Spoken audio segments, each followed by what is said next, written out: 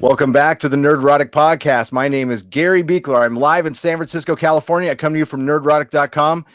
And with me tonight is a very special guest. First, we got my other two co-hosts, John and Dennis. Those other guys. But tonight we have our first celebrity guest. Yes.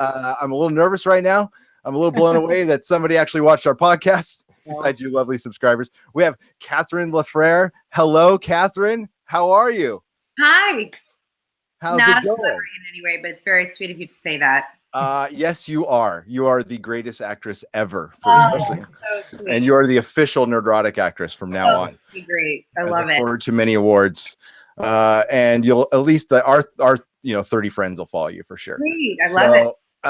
We're covering the happy finale tonight, and we're also going to be talking to Catherine throughout the podcast. Questions, answers. I've never interviewed anybody before, but that's why we have John here. John's the professional. Yeah, but I can also take questions and stuff from the chat. So if you guys have anything, just let us know and we'll throw it out there. And Dennis, we love you too. I'm sorry, I didn't mein to leave you out there. Okay, I'm used to being ignored. Oh, sorry. So this was a crazy finale. This show completely delivered, and I think the one thing that this show can take to the bank from now on is now it's required Christmas viewing. So this is going to have lots of legs. It's right up there with Elf, Christmas Vacation. You're going to find, and this is Die Hard. This is the first TV series that you're going to want to binge this. It's like Christmas binging, official Christmas binging. So well done, Happy and Catherine. Yeah. So as we get people in here, we can start asking you questions, Catherine. And actually, I guess, go on. I was going to say we should start with Catherine. You were telling us in our very, very long pre-production meeting, which you sat through with us for hours on hours, that your scene that we had in this last episode got cut. Yeah.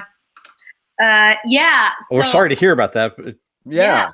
I'll tell you a little bit about also, I'll start with, so last week, and then we can, if you want to jump to sort of how I got involved in the first place with it, but I'll start with last week. We could go back a little bit.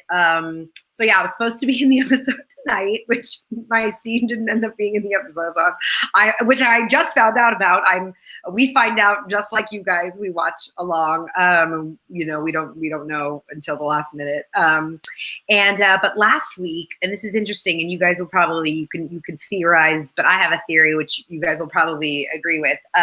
So the scene where Blue comes over to Isabella's house, and so Mikey, we bring Mikey back to life with the meatballs, right? The bloody meatballs, and he's eating in the kitchen, right? So this all takes place over one night. We have this seance, and we're drinking a lot of rosé, and the witch, which by the way, that actress, can I just say, she's 93 years old. Production had to carry her up. Of this, we shot in Flushing, Queens, in these gaudy $8 million mansions that were real homes owned by these. I don't want to say anything, but I'm probably mafia money mansions, real, just think gold, think just the word. I mean, but real homes. And so production had to carry her up these stairs, to get her in that kitchen. And bless her heart, sweetest woman, couldn't remember her line. I mean, that is some magic editing. Couldn't remember her lines. The spells and the blood and Debbie's a real chef. She and her husband used to have a cooking show, and they're grinding the meat. And every time between takes, Debbie's washing her hands, and we're doing the blood, and it's so gross. And so we bring Mikey back from the dead. So then time passes, and we cook the meatballs, and then the next morning we kind of wake up, and so Mikey appears at the door, and we run to the door. You remember that, right? Yeah. Mm-hmm. And then he eats and eats and eats, and she's talking to him, and and then he drives off in the car, and there are fans outside and whatever. And then the police come over, and then Blue comes in and kind of shoos the police away, right? And so we have this scene where Isabella's where she starts saying, I'm not afraid of you. I'm the girl that knows that you have a little pecker and you shit your pants at school and whatever. And he has these henchmen behind him. He comes in with his henchmen. And so what you didn't see, and it kind of got weirdly edited, and like no one will notice this, I guess if you weren't there, but I noticed it. And they at one point pull out their guns, the henchmen. Mhm. And at the same time, the housewives, Pixley's outside smoking, but who gets killed, the girl, the blonde. But me and Elena, the other housewife, we pull out our cell phones and start live Instagramming, live. And that's where, and I don't know if you remember from like the earlier episodes where it's supposed to be like the reality show, but Blue's face is like blurred. Yeah. Remember the bug is like, you know. Yeah, I can still tell it's you. Yeah. But still his anonymity is kind of like kept for all intents and purposes. So this is supposed to be like Debbie's revenge. Debbie, Isabella, I'm going to probably call her Debbie. Because we start, so they take out their guns, we take out our cell phones, and we start live Facebooking and live tweeting. And that's why Debbie says, I've got a following. And she has a line that didn't get cut that says, you better take out your sunglasses because you're about to be followed by a paparazzi. And that was kind of our way of being like, we're revealing your identity. And Richie, who plays Blue, Richie Kotzer, who, by the way, I don't want to blow his cover, but he's British. He is the nicest guy, the sweetest guy. He had a gun. Oh, and there's a line that got cut where he literally looks in my face and he goes, put the phones away. And he puts a gun in my face. And he's such a British proper actor that, I don't know if you guys heard about this, but a couple years ago, there was a case of on some set, an actor got killed on set because there was a loaded gun and somebody didn't realize it was loaded and they got killed. Yeah. So he comes up to me and Richie goes, you know, would you like to hold the gun? It's not loaded, but I'm going to be sticking it in your face. Would you like to hold it? And I'm not going to shoot it. And he's so, that's how. Easing your a little piece of mind there. Yeah. I was like, I'm really not concerned, but thank you for your courtesy. But anyway, so all of that got cut and and she was like, you know, I got a following 1.5 million and they cut and he has a line where he was like, have some decency, put the phones away. And so I don't know whether that was for time or I don't know whether that was because they wanted to preserve Blue's anonymity, because to this day, Blue still hasn't been revealed. And maybe that's part of the reason why I was cut tonight. Because it was supposed to be, you know, with the sweater unraveling. It was the prop I had was it was supposed to be a couple of weeks later, kind of like you see him at the end of the episode in jail. It was supposed to be somebody got a picture of him. I guess they decided to not make him famous. So I guess what happens is Blue becomes, it's all making sense to me now. Yeah, we're working through this. It's all good. Blue, you know the whole speech he has about, I guess his criticism of reality television that he has across the table about how just what a horrible thing it is. And fame and all of that. And I think the plan originally was Blue was going to be found out and become a celebrity. And Blue was enjoying kind of his anonymity and being a mobster and being rich and nobody knew what he looked like. And I think in the end, Blue was going to be found out for who he was. And I think how we ended the season is he's in jail, but nobody knows who he is, really. Nobody knows what he looks like, at least. Which is probably why my scene was cut tonight. Now I'm like, so it was like a tabloid, like the Post or the Inquirer, and it was a picture on the cover of Blue in that unraveled red sweater on the snow with his head all bloodied from jumping over the railing. So I guess some paparazzi had caught a shot of him, and it was like Blue Scaramucci reaches his downfall. His tabloid. And it was me on Brian. And originally the script didn't say she's on the toilet. It was just Isabella stands there reading the tabloid and looks at the camera. And I get in my outfit, and Brian was like, they have the shots at it. Brian goes, "We thought it'd be really funny if you were on the toilet taking your shit." So I was like, let's do it. So I'm sitting on the toilet looking just fabulous. And I have this tabloid and I'm reading it and I go, he really has let himself go. And I show the picture and I look to the camera and it's like a horrible shot of Blue. And the next shot was supposed to be a shot of Blue in prison crying like at the bar. And I like the jail. And I guess maybe that's what happened. I'm take it personally. Don't. Oh, that sucks. I'm thinking, I don't know how soon they find out. I know when they announce later, but I'm wondering if that's the way it was going to be edited, if there wasn't going to be a second season. Like if that's maybe how they were just going to end it. Yeah. And I don't know. What do you think that thing with Mikey at the end was? He obviously doesn't get the password, or I couldn't tell what. Looked to me like he was Mikey was possessed or half possessed or mostly possessed by a demon, and he passed it on to Blue. No, actually, I kind of thought, I was thinking this through. Remember, Mikey in the very beginning said the Dawn whispered in my ear, the same way that Mikey whispered into Blue's ear. So it was the Dawn actually passing on into Mikey. Mikey was all afraid, and he was all kind of scatterbrained before Nick killed him. So the Dawn was possessing Mikey, or Mikey died right after that. Mikey just flipped over. So now we're supposed to believe that Blue has the password, and that's how it's going to go on now. Yeah, has the password now, and that's how the mission will go on. And now is the password itself the demon? Is that what this is? Yes, the Dawn or whatever the demon Dawn. I don't know. Demon Dawn. The Dawn of the Demon. And so now the show is more about Happy is now Nick's imaginary friend. Yeah. Yes. So big change from the books.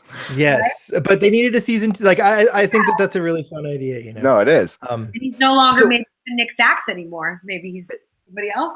Exactly. Well, I've got a question for you. So when the episode first started, and knowing we were going to have you on the podcast, they showed Sunny D's or Sunny's audition video. Yeah. So I was wondering, like, first of all, have you ever seen craziness go down in auditions? But second of all, like, what was your process for auditioning for the show? Sure. So I came in episode 4, and it was I'm sure they knew that the housewives were probably going to be in more than one episode. And usually when they'll say in a breakdown, so when you're in, I don't know if you guys know this, but when when actors audition for things, it comes through your agent or your manager, and you get an audition, you get an email, and it's called a breakdown, and it'll be for the role. And so it was for Anna-Theresa, and it'll usually, if it's for more than one episode, or if they think it might be for more than one episode, it'll say possibly recurring, but this didn't. It just said episode 104, Happy. And so my manager sent it to me, and it had just basically the 2 scenes that were in the first episode. So the opening to The Secrets of My Sussex, which were like the taglines of the women, and then the scene of me in the shower. And so I got it. So I used to live in New York. I live in LA now, but I'm kind of bi-coastal. My family lives in New York, so I go back and forth. And so my representation is in New York and LA. So I spend a good deal of time putting myself on tape for shows that shoot in New York. And Happy obviously shoots in New York. And because I have free housing in New York, my parents live in New York. So sometimes when you put yourself on tape, the question is somebody going to watch it or not? Because it was supposed to be an appointment that I was supposed to just go into the office and do. But I was in LA. So I put myself on tape, and it didn't say more than one episode. It was just supposed to be those 2 little scenes. Hi, puppy. And and most of my stuff on TV. So I'm trained in theater. Most of my career has been theater, musicals, and but most of my stuff on TV has been like Italian women. Like I've been on Orange Is the New Black and Girls, and so usually like Italian Jersey is and I'm actually don't tell anybody, I'm not really Italian, but I play one on television. And the breakdown said, think like Teresa Giudice type. I don't know, guys, if you know who she is. Real Housewives of New Jersey. New Jersey. Just went to She's jail. like the most famous one, and she's the one that went to jail for tax evasion, and her husband, and and it said like spray tanned and like caked on makeup and big hair, and I was, usually I like have those in the bag, and and so I put myself on tape and out here with a friend, and the funny thing is that it was 2 different scenes, and so I kind of had an advantage in the sense that it was like, do it as 2 separate like shots. It was like, do the tagline, which was, they may have taken away my pageant title, but they can't take away my Jersey pride. So I put on a really awful dress, and I had my hair big and makeup, and I did that as like 1 shot. And then the second scene was the shower scene, and it said in the script, oh, and the other thing was in the script that I had gotten, it said something like, it had that line of Anna-Theresa, and then it said, like, the stage direction said, what the fuck? Did your wife just change the channel? Because here come the ladies. And if you remember in the episode, it's like Bad Santa throws up the cookie, and they're like, Fortune Cookie Company, and he's like, and then all of a sudden you just see Secrets of My Sussex. It literally comes out of nowhere, and I think that's exactly what they were going for. They wanted the audience to be like, what the fuck? Did my wife just change the channel? Like, and because it comes out of nowhere. And so I just remembered that when I was watching the episode, that the script that I got in my audition literally said that in the stage directions. So then the second scene was Anna-Theresa's in the shower, and the line was, and I'll also say that the casting director who cast this is Bowling Misha. And they are a very well-to-do casting director in New York. They cast a lot of really like network TV and movies and like really prestigious jobs. And so when I saw the appointment, I saw like, I hadn't heard of Happy, and because it was a new show, and I hadn't heard of the graphic novel, and then I saw like Sci-Fi Network, and I was like, Bowling Misha's casting for the Sci-Fi Network. Like, no offense to Sci-Fi Network, but it's just unusual. And then I saw, like a good actor, I did my research, and I saw the pilot info, and I saw Christopher Maloney, and I was like, okay, ding, ding. And then I did a little research on what it was about, and still couldn't figure out how like a Jersey housewife plot seemed to like, but whatever.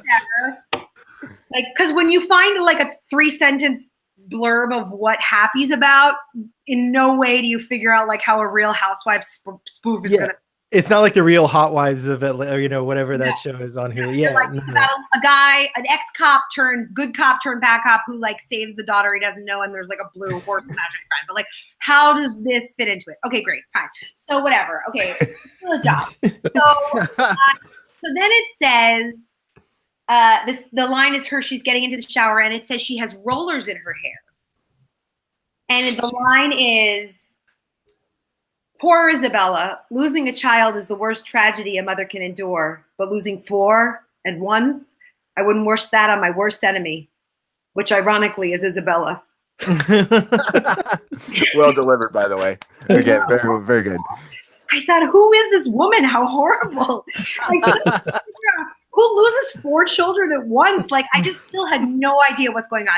But I will say, so I shot the first scene in one outfit. I put my hair in rollers with like, I had this pink robe on, full face of makeup, and my eyes welled up with tears. And I will say one day I'll release the tape. It's one of the funnier things I think I've ever done. And it ended up being very different from what we shot.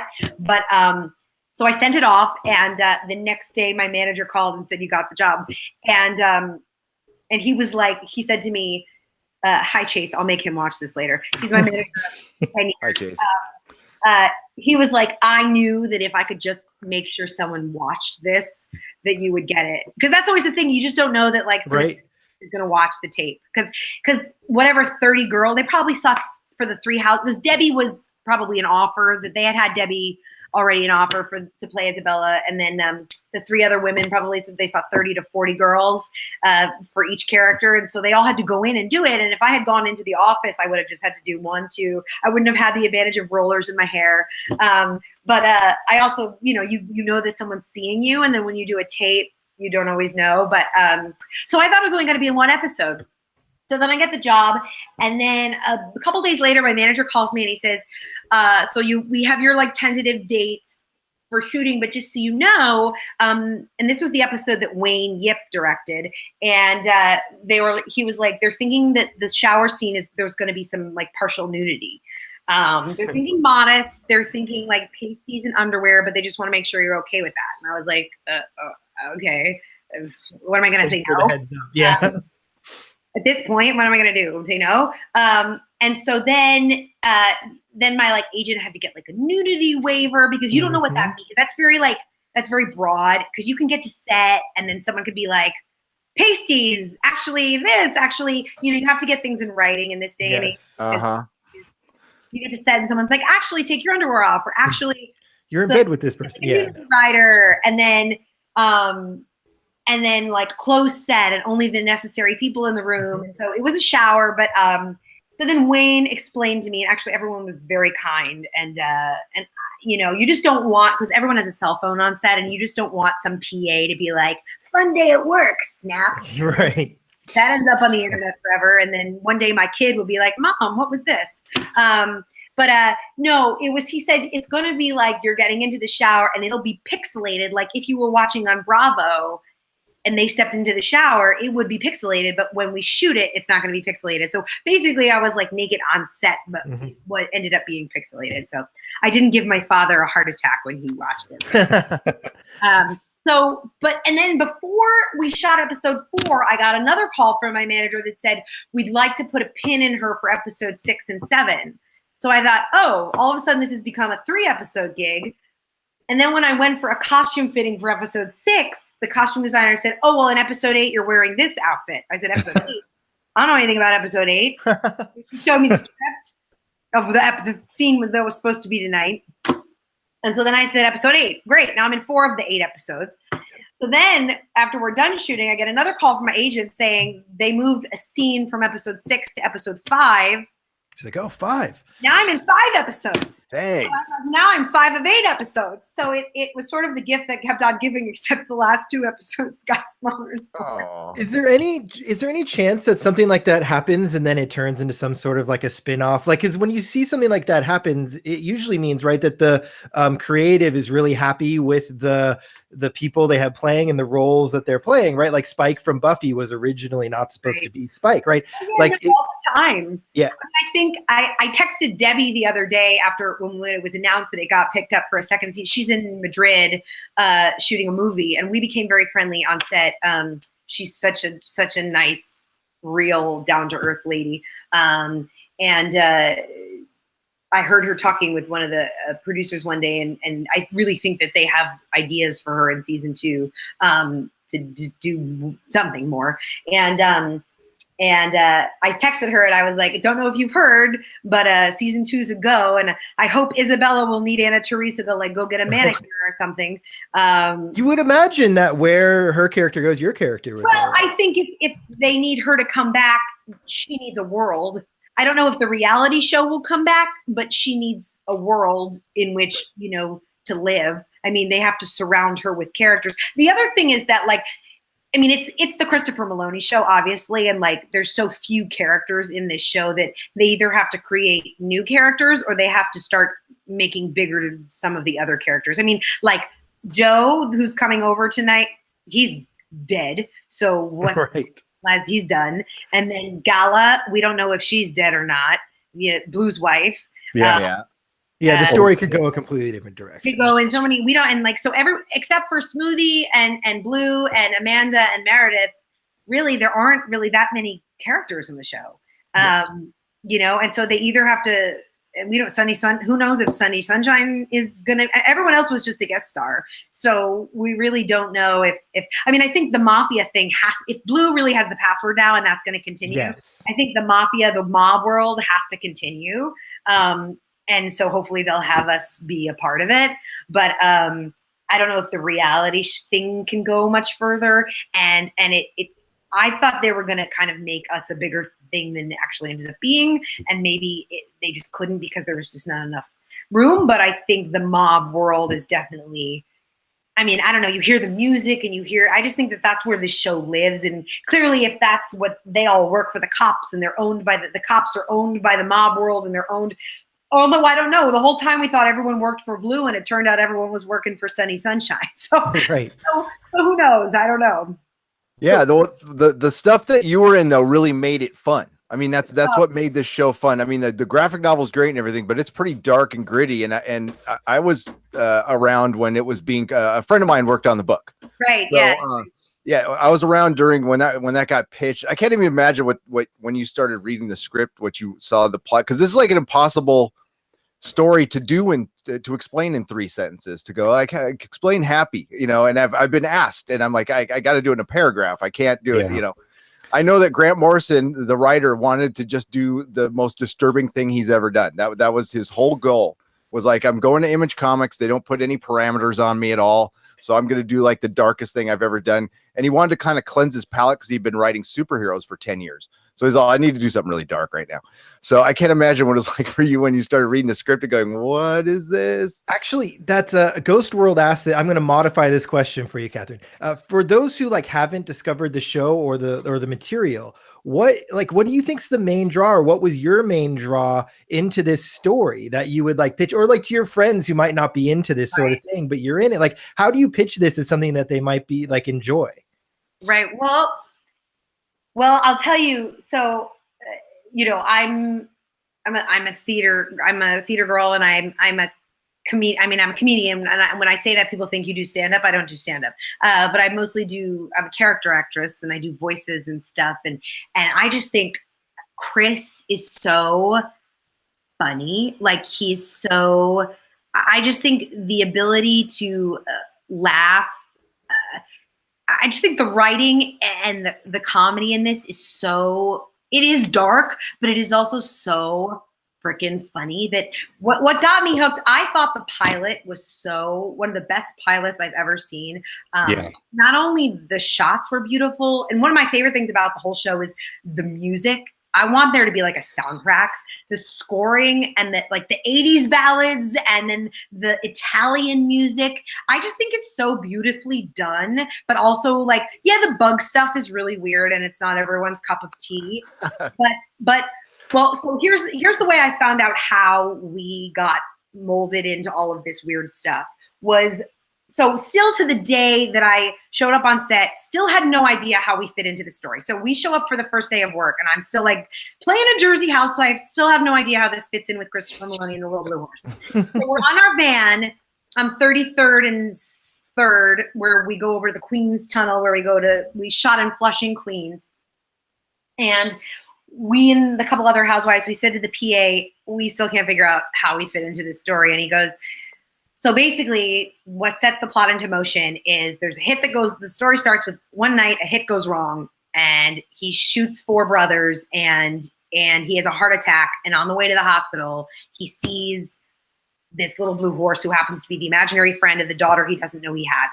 And the mother of these 4 boys is Debbie Mazur, who is Isabella, who happens to be on this TV show with you. And this is how they're introducing her. And I was like, that is genius. That is just genius that is how they decide. Because obviously Isabella's not a character in the graphic novel, right? She's not. Right. So, and this is how they're going to, the fact that they brought her in to sort of exact revenge. And I think in season 2, she will I think she will get revenge. I don't know, in some way. But I thought that's genius. And also at the same time, they got their social commentary. I think Brian and Grant got to get their say on how much they hate reality TV. Yeah. The dark exploration of all these cultural touchdoms is so cool. And how much, Sunny Sunshine is a commentary on I don't know, whenever he picks some weird, just Barney. For Barney, whatever. Yeah. It's all a bunch of Jimmy Savile from the BBC. So much social commentary on society, on on. I mean, I really think it's very timely, the show. And I think, and also just Chris getting to do, like, he did 12 years of Law and Order, you know, which he as any actor, like, he is set for life living off the residuals of that show. Like, you think, well, anybody wants to do 12 years of like a detective show? No. And I'm sure he's like so grateful, but like, this is like him getting to do Law and Order with like a big fuck you of like everything he never got. You know what I mean? He gets to show how funny he is. He gets to do cop stuff. He gets to do action. He's doing all his own stunts. Like, and let me also tell you, I never got to meet him on set, but we live in the same neighborhood. I've run into him twice in the neighborhood here. He is the nicest, most generous guy. And he invited me over to his house to watch with the regulars. Like, he's so great. And I'm just so happy for whether I get to come back or not. Like, it's such a good group of people, and I'm happy for him. And like, I hope he gets some recognition for his performance, because he literally is acting opposite. The script supervisor would read the lines and there would be a tennis ball of where Happy would be. And he would just act opposite the tennis ball, and then Patton would go into the studio and then just act opposite him. I mean, just read the lines. But like, how he does that and have timing and convey emotion and you know, it's just, he's extraordinary. And I just think like he deserves, you know, it would be hard, I think, to get nominated for anything on like a sci-fi network show, but who knows nowadays? I mean, but also what's so great about the fact that it got picked up for a second season even before it was over is, like I said, I come from the theater world, but I've done enough TV and I have enough friends who have been part of new cable shows. It is so hard for an original series to get picked up for a second season. Even when you do have a star behind it, like Chris Maloney, is so hard to get picked up. And the fact that it got picked up after only like 7 episodes with like a good 600-700 followers, I mean, viewers every week is like so solid. And I'm just so happy for them, because I can't tell you like how many friends after one season, even with stars, it's so great for them. And, you know, it's just such a testament to like the writing and the actors, and just really, they did everything right and they took risks. I remember, because I didn't get to see all of the scripts. I sometimes just got my pages, and then I think for episode 6, which was the scene that I had the most to do, and I got the entire script. And I remember seeing it's the scene with the imaginary friends support group. Yeah. I remember talking with the girl that plays Gala, Carly, because we became friendly, and we were texting. We were like, oh my God. We were like, a pregnant Bo Peep. What is going on? And just, yeah, because they replayed that at the very beginning of this episode in the flashbacks. He's like rubbing her belly, and we're like, this is just, but we also said, you know what, how cool is it to be on a show that is just so weird? Yep. Because I think that's what TV nowadays is, just all about one-upping. How weird can you get? How grounded can you get? Where can you take risks? The cool thing about Happy, though, is that it did the shock value water cooler stuff, but it had like a like soul to it. Had like a fun, explorative, like curiosity to the whole thing that I thought like set it apart from a lot of that other stuff. When she saw him tonight, I almost cried, Daddy, and she like knew to give him kills. And I mean, when Happy faded away for her, I was like, he got caught in his ankle, and I was like, Happy had to go save her. I mean, it was a tearjerker tonight. I mean, it really was like a Christmas story at the end. I mean, it in some ways followed all the rules and broke all the rules at the same time. And exactly, yeah.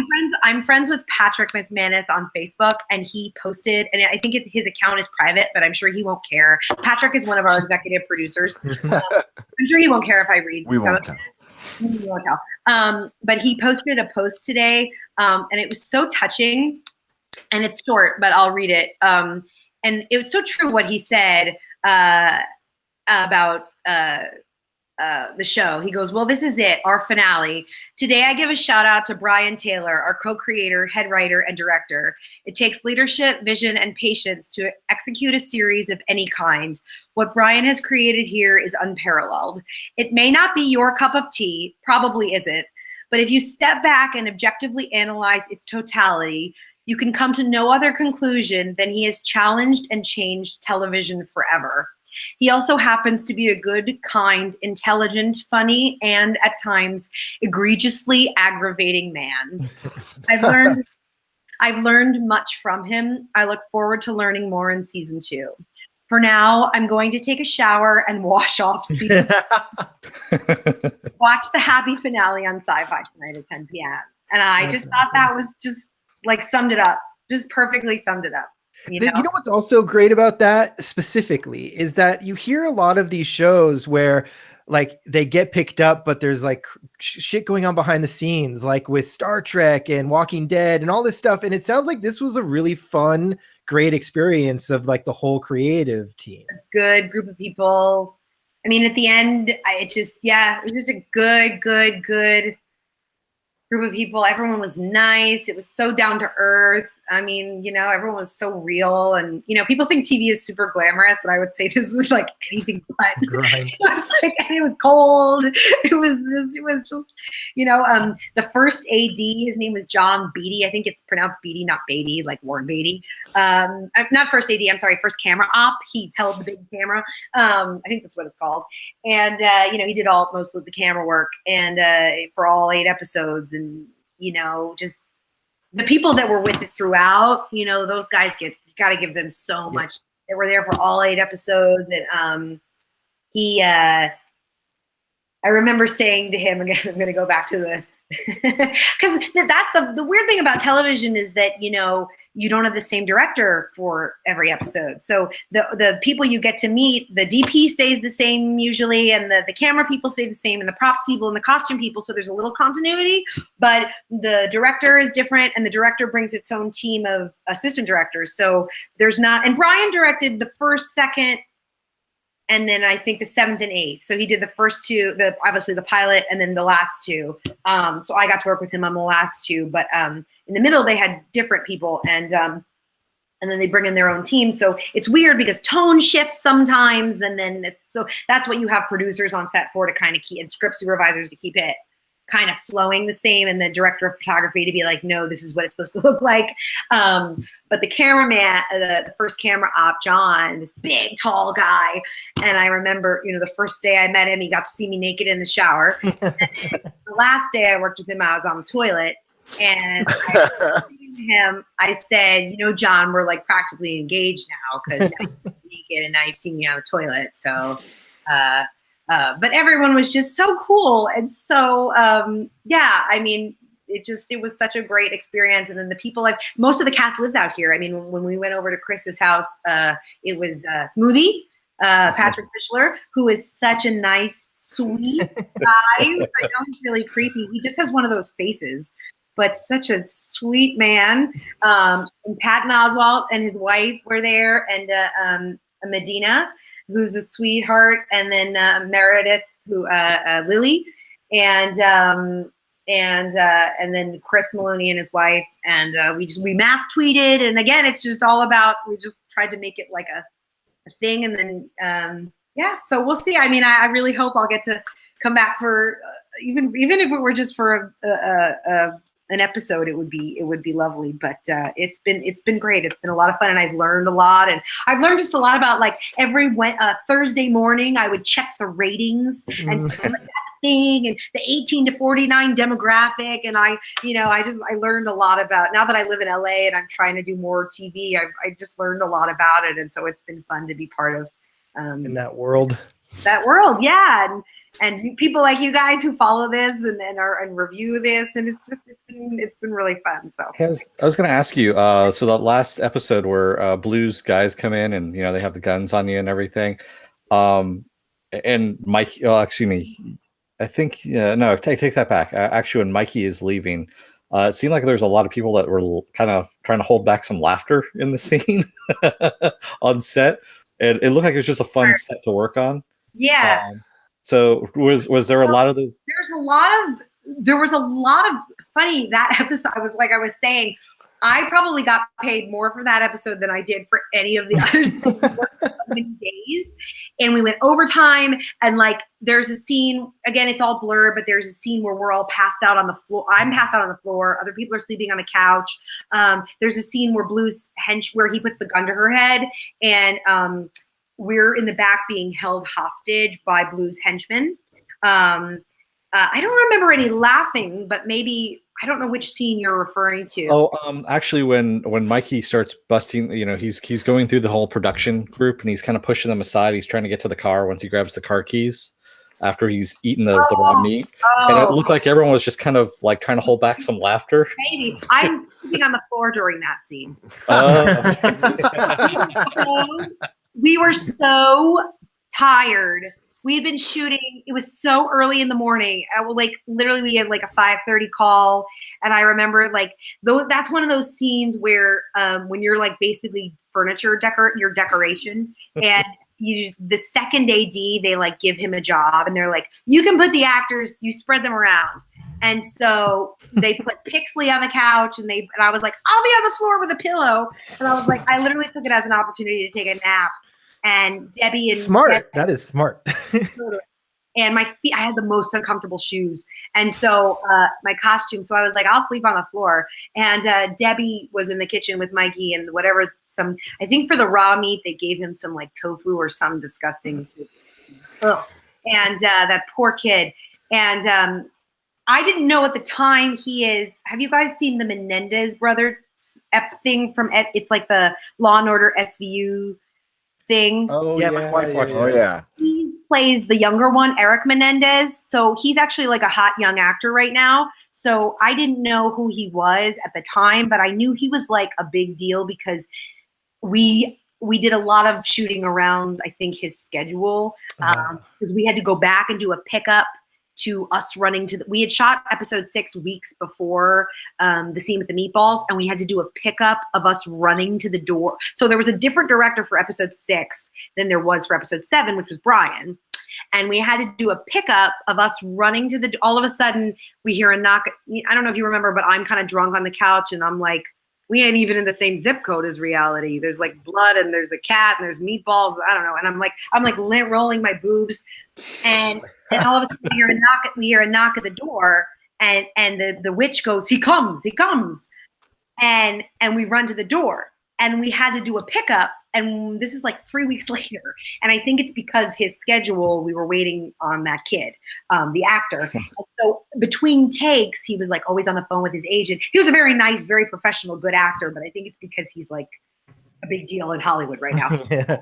But because I couldn't figure out, I was like, why didn't we just do this tiny little scene with this other director 3 weeks ago? Why did we have to go? Because it was funny because we had to wait till it got dark again. So we shot the scene in the morning with Mikey eating the meatballs and then he with his stuffing his face and being a devil and running off and the paparazzi and the fans are outside and he takes the car. And then we had to wait till it got dark so we could shoot him showing up at the door and going blue. And we had to wait till it got dark again. And so I'm looking at, and so we had shot the scene in the morning of the shooting scene of Pixley getting popped and the producer getting popped. So this is a good story. And it just goes to show you how on set, it's just like things can go nuts no matter how many people are in control. So it's supposed to be the morning after, right? So we've slept in our clothes. We're still in last night's makeup. So we haven't slept. We've been drinking all night. And so we messed up the makeup people. So we do the thing with the videos, cameras, and Pixley's outside smoking, and we messed up her hair, and she gets shot. And she had we had a stunt double that after she gets shot, she does the thing with her head, and then we had a stunt double that did a backflip and looked just like her. It was like crazy how much this person looked like her, and did a backflip, and she got shot. So then we shoot all day. That shooting scene took a long time, and Ben played our producer, Ben Cole, and I had to scream. Brian said to me, "How good's your scream?" And I was like, "Real good." That's an acting. Someone says, when a director says to you, "Can you do this?" You go, "Yes," and you figure out a way to do it. I'm the best at that. Do it. I scream. So Screaming's my specialty. I could ride that horse. So I must have screamed as high as I could 12 times. And his head gets shot next to me. And so they green screened it. They basically had him fall back onto a mattress and then they were going to green screen his head exploding or something. I don't know. And so Pixley's hair got all messed up and all of a sudden it gets dark and we're going to go shoot the pickup from episode 6. Now, Brian was not the director of episode 6. The director of episode 6 was gone. So we go back, we reset to the scene from me lying on the couch, Debbie back in the kitchen, the meatballs. Somebody is charge of props, has to reset the meatballs, has to reset this. And all of a sudden, one of us goes, there was rosé glasses everywhere. So props goes, oh, fuck. So we have to go get rosé, glasses. And Pixley, the girl who plays Pixley, the blonde, goes, my hair was totally different. Like she's sitting by the wall and her hair was like perfect, blonde, waspy. And she's just gotten killed, right? And she's like, my hair was so different. Like, and so she's like, I need someone to fix this if we're going to go back and shoot us running to the door, seeing Mikey. So all of a sudden hair and makeup goes, I need 10 minutes to fix Pixley's hair. And so then Brian's like, why aren't we ready? And Pixley was like, ah. And so then we like have to hold for Pixley's hair. And it just goes to show that like, but of course, you know, it wasn't Brian's episode. It was somebody else's episode and it was a pickup scene. And so it's like, it was a collaboration of the actors being like, no, I was here. The rosé was there. Pixley being like, my hair was here.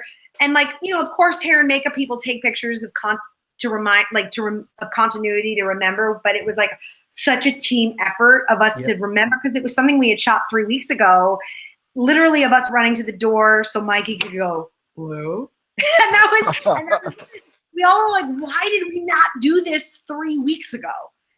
It was so dumb, but I think it was just an active schedule. But he's so talented and so good and so talented. And got the episode of him just like jerking off all over Manhattan. I mean, it's just like, it's so funny. But but just, you know, people think TV is like the glamorous life. It is like you stand on your feet all day. TV is mostly waiting around for people to set up lights, set up cameras, and then you just shoot really quickly, and then they're like, okay, actors, get the fuck out. And then they reshoot and they reset, and then you just wait and you wait and you wait and you wait, and then you do it again, and you sit in your tiny little cold trailer, and somebody brings you a sweatshirt, and maybe someone brings you some slippers. I'm not complaining, but you do all that work, and then some asshole like us gets on and nitpicks every little scene apart. I know, right? And then this happens. The continuity of that wasn't really good. But that's us basically. Well, you know, now the hair is different. You know, and then you're like, oh, I worked so many long hours overtime today, and then you sit at home with your friends, and your mother's watching on TV, and then your scene got cut tonight, and your heart ripped out of your chest. No, it's fine. It's all good.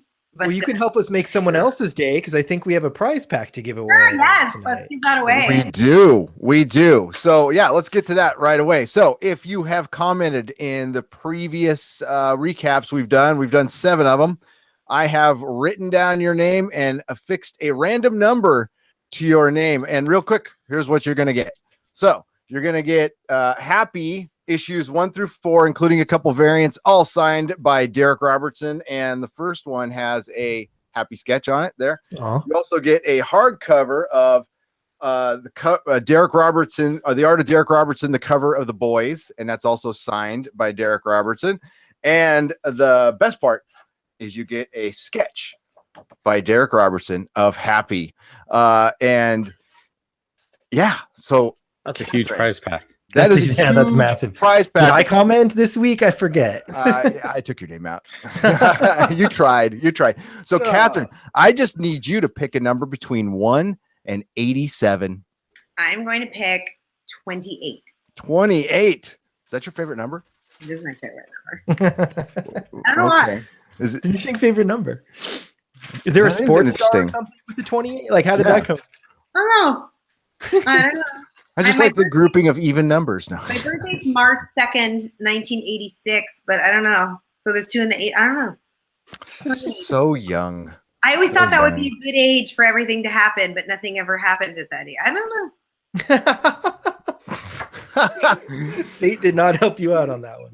Oh, it did not. But fate helped out. That was a great segue. Right? Thanks. Okay. Bam! You won. All right. So, Bam, you need to contact us through our channel on the About section. I have an email address. Click on that email address and shoot me your contact information, where you are, your address, and we'll ship you this package free of charge. I do have to put a little caveat that I don't mind if it's international. That's totally cool, but it's got to be a place where I can actually mail something. So we do have listeners like in Mali and Tangiers, and I'll mail it there, but I just I don't know. I've done a lot of eBaying in my time, and have tried to email. I've mailed stuff all over the world, and sometimes it makes it, and sometimes it don't. But yeah, do contact us again. Go to the Nerdrotic Channel. Go to the About section. Click on that email address. Shoot me your email. Congratulations, you are the winner of a awesome prize package. That is great. Bam. I love giving stuff away. Bam. So I had a quick question. So when you said they had to go back to get rosé, do they have like the rosé prop, or did you have to like go get some wine? No, it was like colored water. Oh, you like color. Oh, you didn't drink really on set? No, the props people have. You're like, can I get a huge diamond ring? They're like, got it. No, they have everything. That's awesome. There's a props person that has almost everything you could think of, like in a truck somewhere. No, she had it. It was just one of those things where it wasn't in the scene before, and then we were like, oh, remember we were like downing rosé before, and it was just and we were like, oh, and that was there, and that was there, and that, and. I mean, it's not anything that anyone would have noticed had a glass not been there, but it was just, we were all just remembering things that were in different places and where we were on the couch. And, that's kind of continuity is sort of the name of the game. And there's entire YouTube channels committed to finding continuity errors. So yeah, there would be somebody who would find it. But when it's 11:30 at night and you're about to go into overtime and you're about to start paying people a lot of money, it's like kind of rosé goes off the list of things. Yep. Fake rosé, colored water. But but like real rosé goes on the list. CG rosé.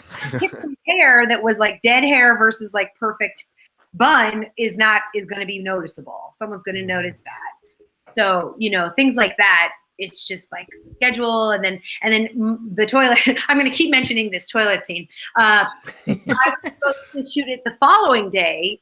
And it was not on the schedule for that day. And then all of a sudden they were just like, we're going to do it tonight, which really they're not supposed to like pull that on you. But they were like, we're going to do it as the last scene tonight.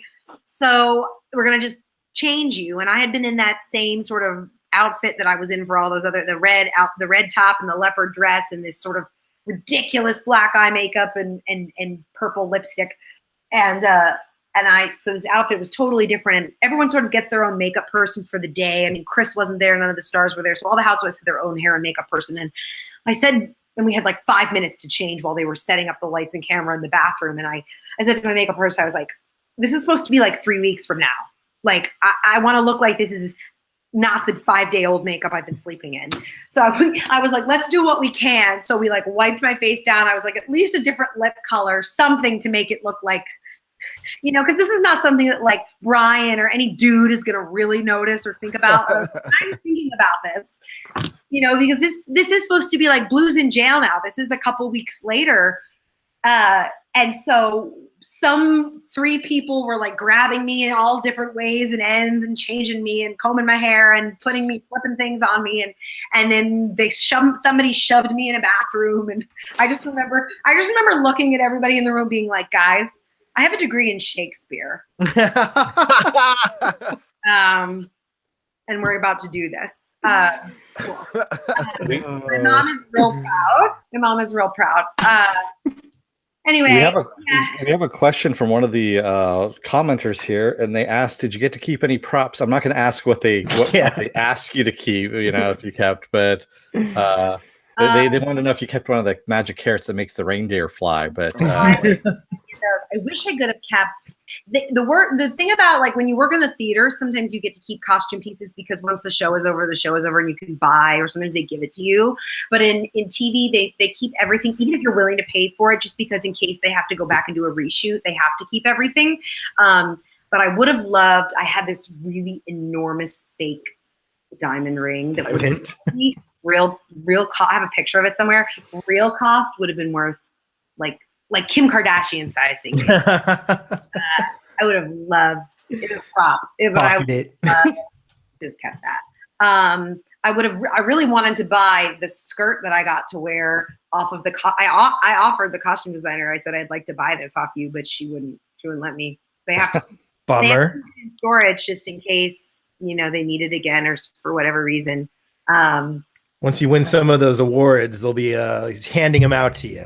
Yeah. No, I don't think I got. Did I get anything? No, I think Carly got from Craft Services. Carly got like a happy T-shirt, and I was so jealous that I went online on the NBC website. You can get like a happy T-shirt, and so I bought one. But no, there's no real like. No, I wish I could say, yeah, in your trailer, you got to give everything back. They give you like a robe and slippers to walk around in. Well, here comes my puppy. She wants to say hello. Oh, what's up? So cute. She, no, God, yeah. I wish we had gotten, but I will tell you another fun. One of these houses in Flushing, Queens, I mean, so gaudy, so gold, so just Italian, and one of our green rooms, like meaning like where the actors would change, was one of the little boys' rooms. Their names were like, I hope I won't get in trouble for saying this. Who knows? I don't know. But their names were like Giovanni and I don't know something. And they had like crosses on top of their beds, and then they had little like Trump bobblehead dolls. I mean, like real. And we were like, where are we? What is going? I mean, it was, and so that's Anna-Theresa's like bathroom, and it was just but these people, they obviously don't need the money because they're rich, but they get a lot of money for leasing their house out. Yeah, a lot of, and also they get to say, "Hey, my house is on television. Watch this crazy happy show. My house is in it. My house is in it." And actually, they would be in the neighborhood, and like the kids would come by, and it was in the middle of summer, and they made it look like winter, so we had like fake snow and. But no, I wish I, but like it was somebody's house, so we had to be respectful, and like there were rooms that were off limits, and they would put like cardboard on the stairs for sound purposes, but also so that we wouldn't hurt anything. But yeah, these were people's. I'm sure the insurance they took out was huge as well. Yeah, but these were people's real homes. But no props. Real quick, I know we're running out of time, but I do want to ask this one last question because you threw it out there. What from RoboBrain? What is your favorite Shakespeare play? Since you're yeah, actually, funny story. I'm going to do it in the spring. It's called A Midsummer Night's Dream, and I'm going to play Titania, Queen of the Fairies. Mm-hmm. Nice. Little flying things seem to follow me wherever I go. And I'm going to do it. Actually, it's Sierra Repertory Company. It's in Sonora. Have you heard of Sonora? Oh yeah, Sonora. Yeah.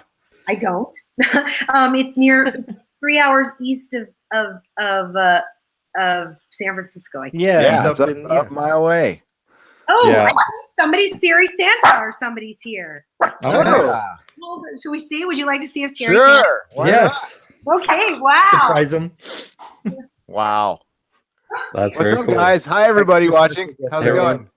We will get to you guys. We will get to the recap Oh, too yeah. of the series of the series. X-Files is going to be tomorrow. Yeah, X-Files is going to be tomorrow, definitely. Sorry, guys, but we get to Guys, it's Scary Santa. What? You guys are gonna die. Totally They're ruined such the a surprise. no. We're coming. oh my Hi. hey, Hey! My dog's gonna jump all over you. goodness. oh my god. Hi!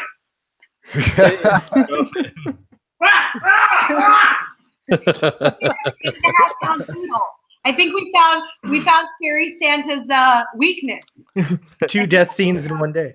Yeah, puppies. They're my weakness too. Wow. So that hair is real. That's crazy. Yeah. It's totally real. Yeah. That's rad. Very cool. And they loved the show, and we were just doing a Yeah. yeah. So we're a Welcome to little the podcast. speechless. It's our first time actually doing this. You got 2 for the price of 1. 2 for 1. 2 for 1. We have a lot of people actually in our chat that are saying they're saying, yeah, Scary Santa, you were amazingly creepy, and you did a brilliant job on that episode. It's great. Thanks. I haven't seen it yet, so It's great. I'm excited. You're so great. We How won't ruin heavy was anything for you.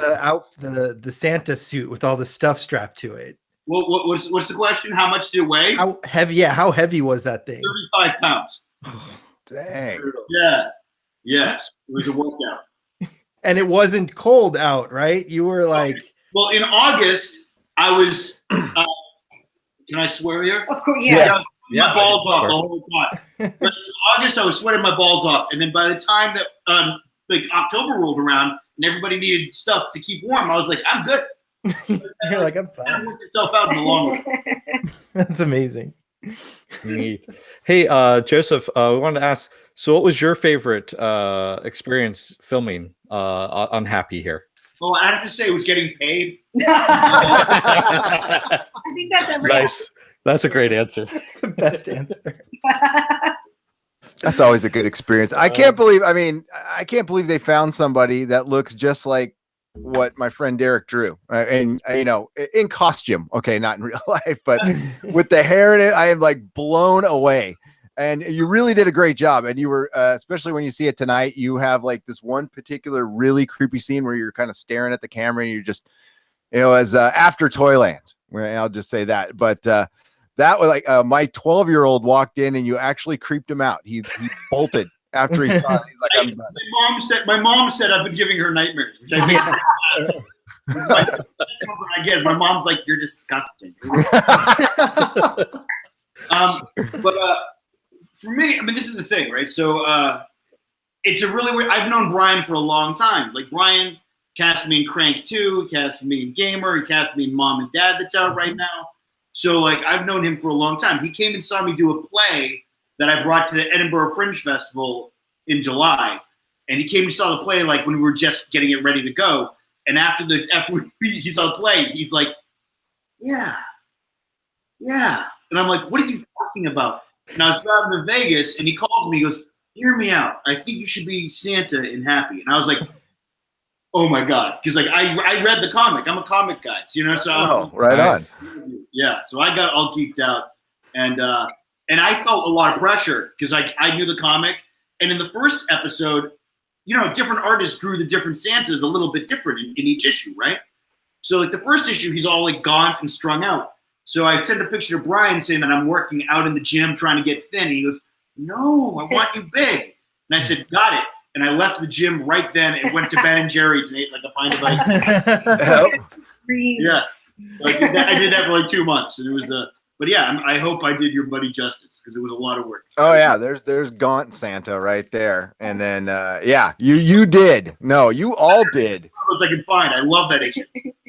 That what you guys did with this show, you'll find out. You're gonna find out because like a lot of people are watching now. It's got the craziest word of mouth, but not everybody's seen it. And this is gonna be kind of a slow burn. We could even tell with our recaps, like people were catching it like a week later, which isn't so bad. So this is gonna like be a slow burn throughout the whole year. And like I was telling Catherine, you have the first like Christmas series, like that's going to be required binge view before Christmas. So you guys are going to be stoked because this is going to be in your life forever. They're going to be crazy. Come what may. Yeah. Please if I show up at Comic-Con in San Diego next year and there's one dude dressed as me, I'll be very happy. Oh, trust me, there's going to be lots of people. Oh, yeah. There's going to be lots of very bad Santas, down at Comic-Con this year. I just want a Funko. Can I get a Funko? Oh, dude, right? that'd be awesome. That's coming. I know there's a Happy Toy coming, but I know there's a Happy Toy, but I want my Funko. That'll be my Oscar. I have a Funko on my shelf. Right on. I would love it if they had it with your coat open with all the little toys inside and kind of like a black cavernous pit the way they had it on the. That was just really creepy for me. My heart, yeah, that's like that. So yeah, I think somebody will cosplay the secrets of Sussex, the sirens, the sirens. I'll just go with the sirens. But I wouldn't be surprised to see that at all. Iconic. It's worried about your scene. I wasn't worried at all. But you were like, oh no, I was, but I explained. A lot got cut last week too, so that's it. I'll explain why I think it got cut, but a lot got cut last week too, so it's all right. I mean, I got paid. Look, I'm the only one officially here tonight who's like right now dead. Officially. That's true. That's true. Like, I mean, true. Now So I'm supernatural. There's things. There's hope. There's hope. You come back as your own evil imaginary counterpart or something. And also, correct. That's possible. Yeah. And I can tell you. I don't know what I can tell you. I know that I know I come back, but I don't know as what or when. I can say that. No, I can that's say good like to know. I can say like Breaking some. news here. That's awesome. I don't know what's going to happen. That's very, very cool.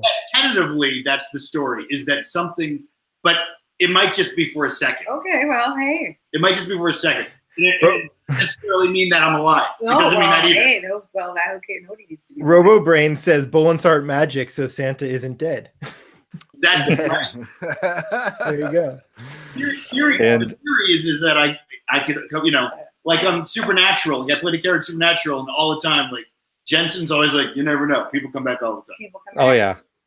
yeah. One of our guys, Eric Barley, asked, "What were you eating when you were eating the imaginary friends? Were you just biting and down on air, or was it something that you were actually biting on?" At which point? You mean in this episode? In this episode? Yeah, when you're eating the imaginary friends, when you're like popping them in your mouth, were you actually? I just dropped all of that stuff. That was all improv. Okay. Nice. Yeah. When I swallowed Happy, we did various things where I had nothing and where I had something. We were all trying to figure out what the thing was in episode 3 when that happened. We did that, but yeah, tonight was just all. It was a crazy episode. We're in the room.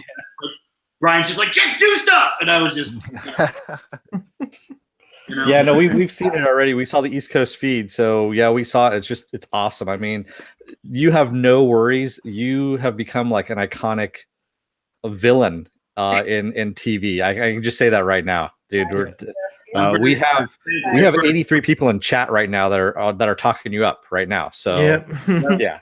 I hope that the Sci-Fi Network hears their voices. Oh yes. I think they will. I think they will. Yeah, they will. Sci-fi's certainly come up in the last couple of years. I don't know. They did some big change up there, but the quality, spearheaded by you guys, by the way. You do know your premiere was the highest rating in 2 years for Sci-Fi. And your ratings, Catherine, you said you were checking the ratings. I was too. I was like, this is the first show I've like literally rooted for. I'm like, oh, like a sports team. It was number 9 that night. When has Sci-Fi ever been in top 10? And it held, you guys held steady. Like from the second episode on, it was pretty much even from that, and like a good even. So I'm happy for you guys. I'm happy for everybody involved because it's, for one, it's really good. Like I told the other guys, I was going to shill for this show anyway because my buddy worked on the comic book, but it turned out to be really great. Like my favorite new show. Yep, for real. Oh yeah. And I've been mourning all day long about my death. I've had the worst day. Because all day long I was at the gym like crying. I was at the gym crying on the treadmill and stuff. I was like, what's wrong? We totally watch it and the poodle and. Yeah, well, we'll let you guys go, but you'll have to come back next season and talk about the show again. We love having you here. Sure you will. Well, hopefully I'll be able to. I'll be alive. Hopefully something. Someday there'll be some sort of a reveal. But I really do think they kept it because Blue is still. I think society still doesn't know who Blue is. Yeah, they want to keep it secret. I think you're right. Yeah, that's a next season plot line. It sounds like. Blue has. If we think Blue has the password or the Don gave it to him, I think that's why they cut the cell phone bit, and I think that's why they cut me reading the tabloid bit. I don't want to be hearing anything. Oh, sorry. Right now. So, well, I can tell you about last week. Last week was a spoiler. But Hey, when you're in Sonora, I want to come see you. That's close enough. I will. I'll let you know. It'll be it'll be I start rehearsals in April, but the show will be in May if you like Shakespeare. It'll be great. Yeah, I'll be there. Favorite play. Midsummer Night's Dream. I'm gonna do that. Yeah. That was close. Rock on. So I'll let you know. That would be great. I would love if you come see that. How old's your son? My son's 12. I got a 21-year-old and a 12-year-old. Oh, well, it's perfect for both ages, but I think for Shakespeare, you should expose them as early as possible. I think absolutely. That's a good one for a 12-year-old. I try to expose him. But no, so that'd be great. I would love if you could come see that show. I would love that. And I will be there. Won't make it that far, so you can have my comps. I'm sure I'll get no. I will pay and support. Come on. But thank you. I will gladly pay and support. Yeah, that would be great. It's like 3 weeks in May. It's a super short gig, but I would love But yeah, Midsummer Night's Dream is probably my favorite, so I'm doing that next. Right on. Very cool.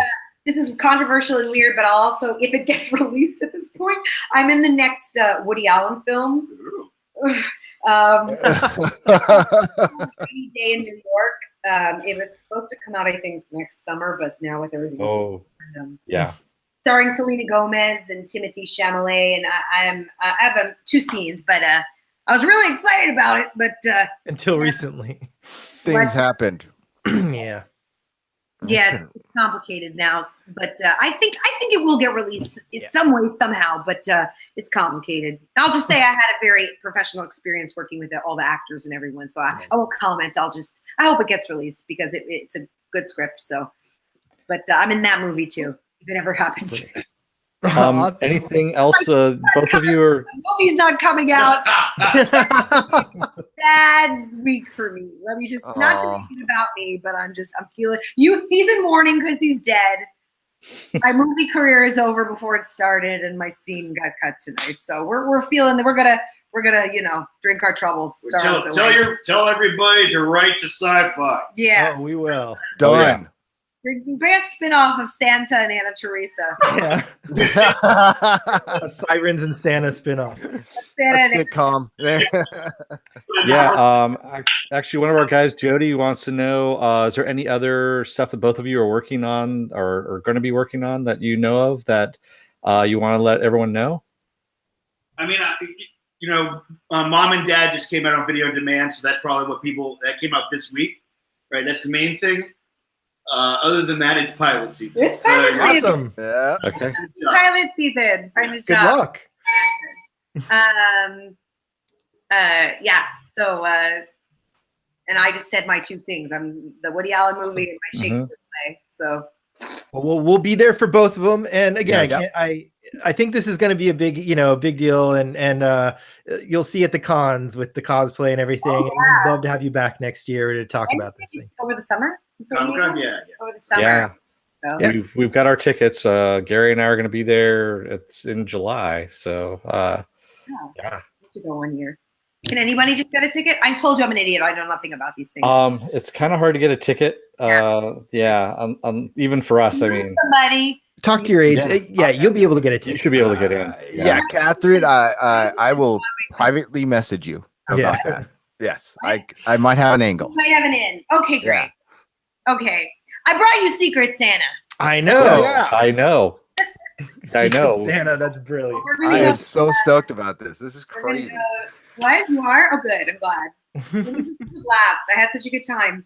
Thank you so much. Yeah, we had a great time. This is you're our official first guest, and Joseph too. And thanks, guys. We really appreciate it. Yeah, of course. No, and best of luck, and thanks for the support.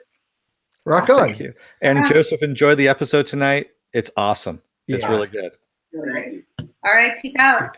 Thanks. Peace out. Do you know how to hang up? There we go. Oh, there we go. There we got it. And we're still live. So we got to recap an episode. Yeah. Sorry. This one went longer for me. I've got to let you guys go with this thing, but I loved the finale. And this was such a cool experience to get to talk to them. Like amazing lining that up, Gary and Dennis. That was really, really fun. And I'll be back for the Friday night episode. And that was super fun. John, thanks for coming on last minute. Really appreciate it. Of course. No, I love that. You're the man. Okay. Love you. Love you, boo. Good night. I love you, boo. Bye. Hey, everybody. Let's recap a TV show. That was freaking gnarly. That was amazing. That was amazing. I don't know how many people. Hi, everybody. We got some people in there, and that was impromptu. So the story, real quick, is she just started sharing our stuff on Twitter, and I'm not even a Twitter guy. Like I kind of started doing it a little bit once we started getting a few more subscribers just to communicate the show. And she messaged me and she's, we just started chit chatting and she just said, I said, thank you for the shout outs. And she messaged back, said anytime. And if you want me to come on, and I went, sure. And that's pretty much how it went. So, and she's really cool and down, like you could tell, like super down to earth. And, just, that's what most actors are. in Hollywood, there's we have another friend who's like a middle class actor who's been in she's guest starred and stuff for 20 years. She's like a lunch pail actor. She's raised 2 kids on it, put one of them through college, and she's just been doing bit parts for 20 years. And that's what most of it is. And there is a ton of work involved and a lot of crazy politics. So, we should have a little empathy sometimes, like how hard it is to get a show made and on stuff. But nah, we're here to review shows.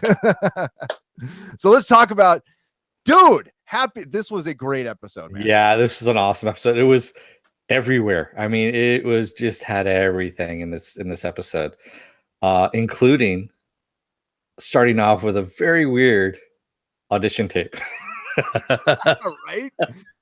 I thought it was gonna be like snuff at first or something. I had no idea what was gonna happen there, but yeah. So sunshine, shiny day, Sunny Shine, Sunny Shineberg. Yeah, Shineberg. Yes. So he just was that him just getting kicked off in an audition tape? That was him. He just showed up to do his thing, and it looked like it was an audition for a children's show at some point. Because they had the scripted, put on your monkey pants, do the monkey dance kind of thing, and he just came in to do his own thing. He was like, because they're asking him, "Or you're not on our list," and he's not even paying any attention to him. He's just setting up the music and just deciding to dance. I am the future. Yeah. And Catherine referred to this. That scene is ripped from that happens every week in Hollywood. That actually happens. Guys will just roll in. Man, I'll save it for Friday. I got a great story about the guys who dress up as superheroes down in Hollywood. Oh yeah. And remember when they came over at the Wizard World Con and started hanging out at our booth and living there basically. Yeah. Well, I'll save that for Friday though. But yeah, lots of weird. It's called Hollywood for a reason. So yeah, that was funny as hell. Did you see the boots that he was wearing? Yes, the Wonder Woman boots. I started laughing my ass off. I'm the future. Oh God, that just I was just started making me laugh. That was a great start. That was a great freaking start. And then having Mary, it just folds right into Mary torturing Blue with the taser. Yep. And, giving him blue balls, or not? I guess not blue balls. I got to get to my notes. They're somewhere back here. Okay, there we go. He's just basically torturing him, trying to find out, where Haley is, and also who hired him, basically who he's working for. Yeah, and he's got no leverage over anymore. Yeah, so, he's got no leverage over. She basically tells him, you know what, that leverage that you had, dead in the body bag in the morgue. Yep, and then just right in his nuts, man. That was good. No, it was good. She had a good character arc, I mean, for a sub character, she had a pretty good character arc. Season. I'm a big fan of the Meredith, and it never got too weird listening, because I know who she's named after. She's named after somebody too. So, it's just weird hearing that name over and over again and knowing what's behind it. It's surreal. This whole thing is surreal. Seeing a thing created from scratch, first pages. Yeah, I saw the first pencils go down and everything, and it's just bizarre seeing it get this far. And it took a decade, but it's weird. Sorry, go on. Yeah, and then of course Nick enters the fray, and he's just not having any of it. He's going to torture Blue until he gives up all the goods, because he wants to know where Haley's at, or where the very bad Santa hides out at, because he knows that Blue hires him. And he basically hoists Blue up and just hangs him on some barbed wire, which I thought was, damn, that was vicious. Yep. And he gets what he needs and takes off. And then we get to see Happy talking. Well, he doesn't really get what he needs. Blue's just basically, kind of jerking him around. That's when Happy comes in and says to Nick, "Hey, I've got a way of finding out where Haley is. But it involves some torture." He's all, it involves torture, right? And that's when Happy Happy remembers that when he was at his little step meeting, that one of the IFs was very bad Santa's IFs. Yeah, so. And one of our commenters actually caught that early on. It was one of our comments from one of our from that episode, as a matter of fact. Yeah. And I was actually, I remember reading that in our comments section. So very astute. I totally missed it. Yeah, no, our commenters are great. Yeah. Our subscribers are great. A lot smarter than me, for sure. And that whole scene of Happy torturing the sock puppet to Steelers wheels, stuck in the middle with you, a la the Reservoir Dogs. Yep. No, that was great. Just wrong. I'm gonna tickle you. And I thought they were gonna like go to straight up torture, but the tickle torture thing was pretty damn funny, actually. Yeah, it was. And can we just say again, like, I know Patton Oswalt just went in there, like stood in front of a microphone and delivered some lines, but whatever he did, and it was in the animation too. You got to give, it's not like Pixar, the best animation in the world, but with Happy in particular, and the marriage of him and Patton's voice, it like really made you feel sorry for Happy, root for Happy. Like I said last podcast, he was a real fleshed out or feathered out character. I mean, they did a great job with that, which, I mean, the show could have just died with Happy being bad.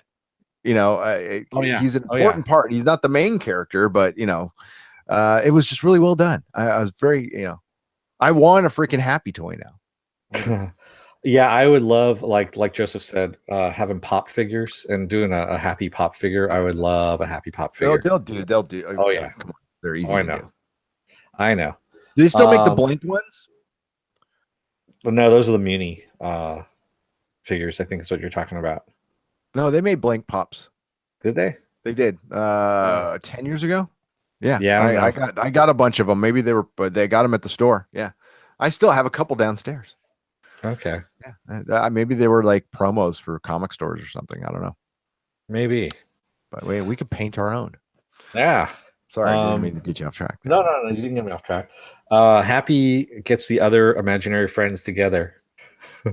All the ones that have been abandoned that were part of the group, and help during the interrogation, and also to help, find this very bad Santa. Yeah. And I thought that was just kind of awesome that he's banding together everybody. It was pretty damn funny. No, that was great. That whole scene, just his little rousing little speech.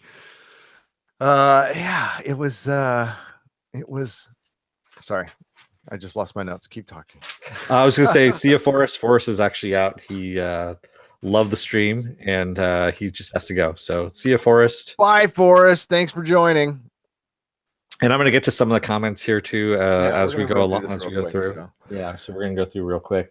Amanda comes to. And she has a hood in her head and she's drugged. And basically, Sunny Shine tells her, you know what? You're just going to be erased because you're not part of the future. I am.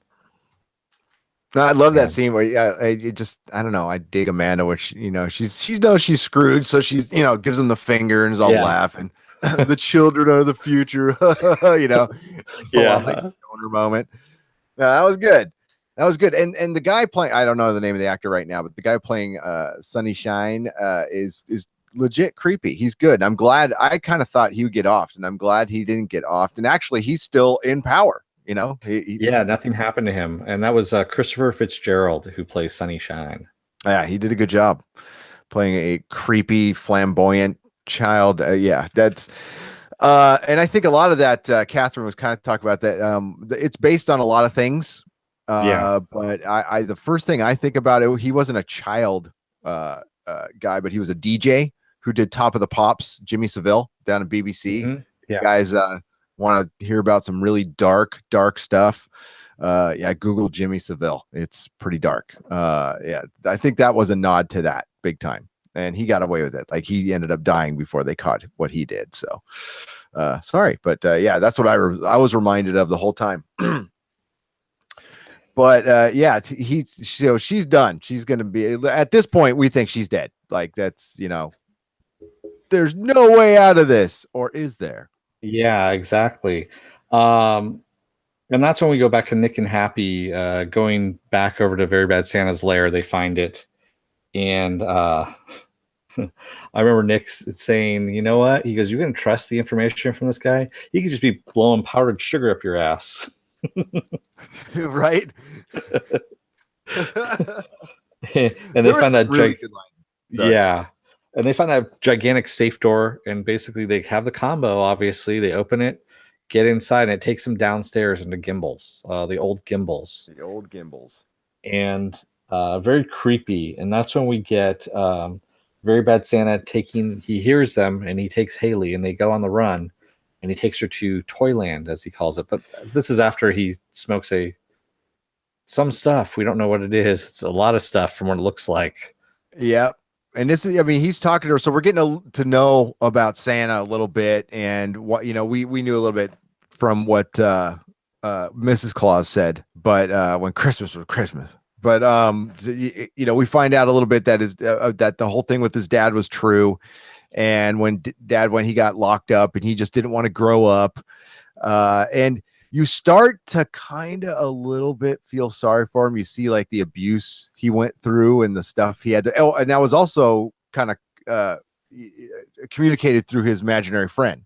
His imaginary friend says, as a little boy, he got taken to the sanitarium basically and drugged and forced to grow up, as he said, but the little boy did not want to grow up. And he also saw his dad like killing kids too. Yeah, exactly. So it was pretty dark.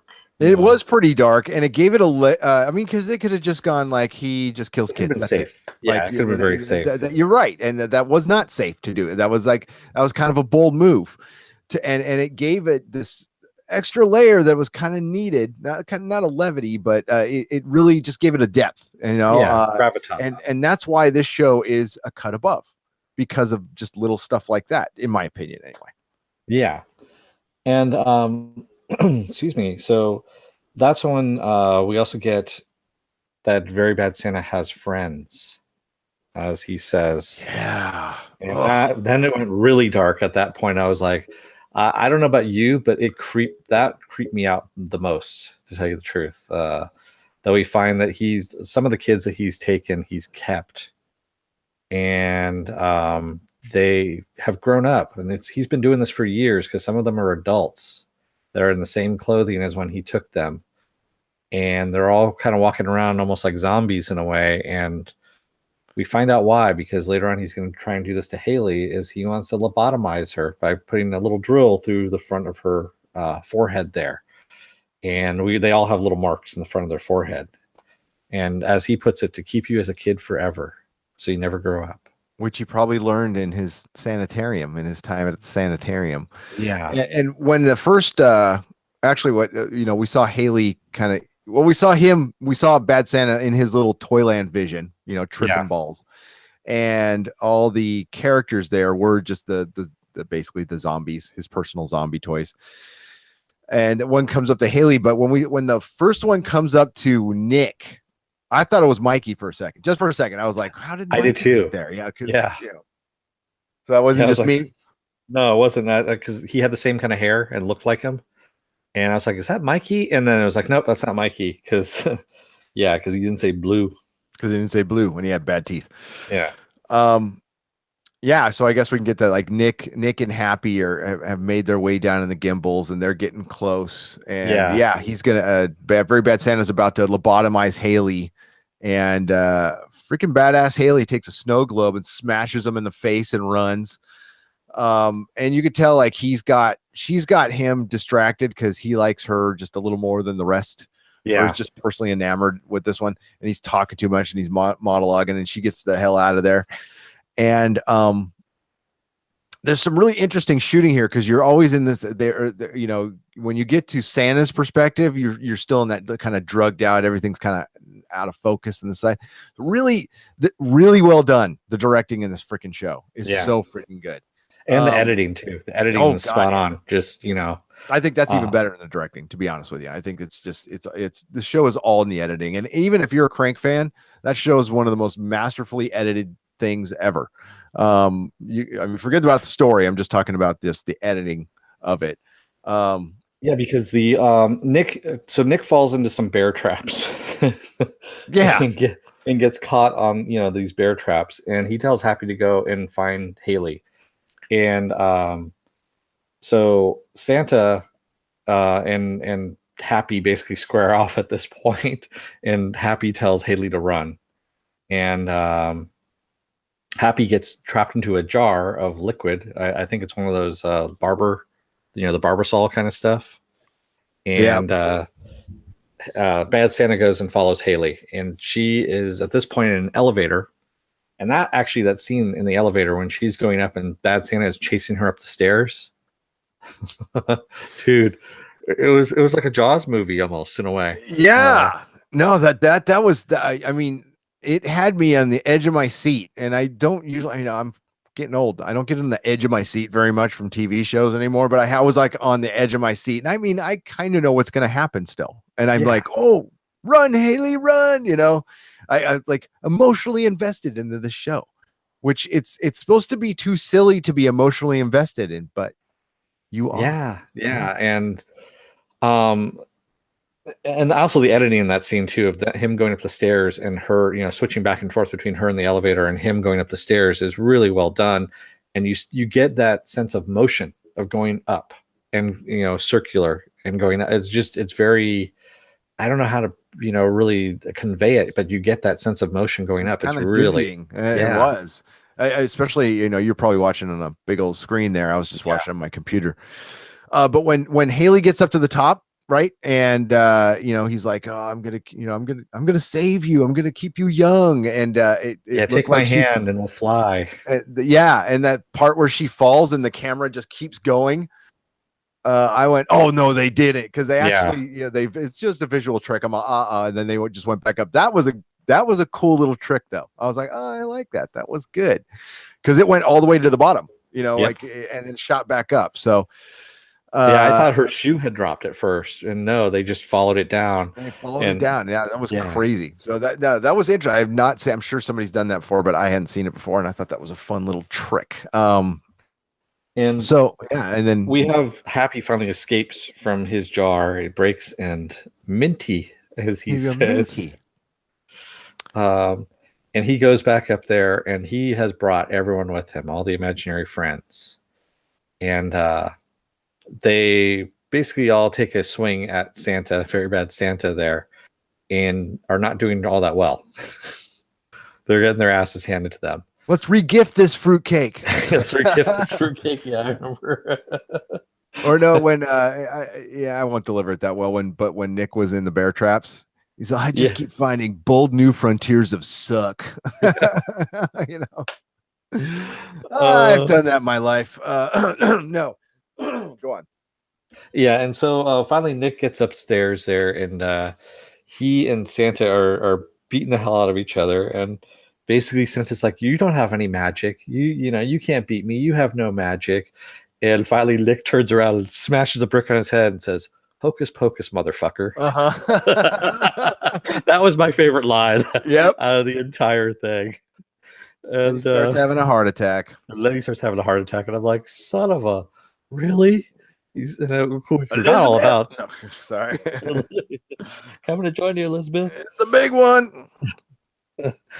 And so this is we finally get Nick, meets Haley, and he says to her, you know what? He goes, she goes, Santa's coming. He goes, I know you're young.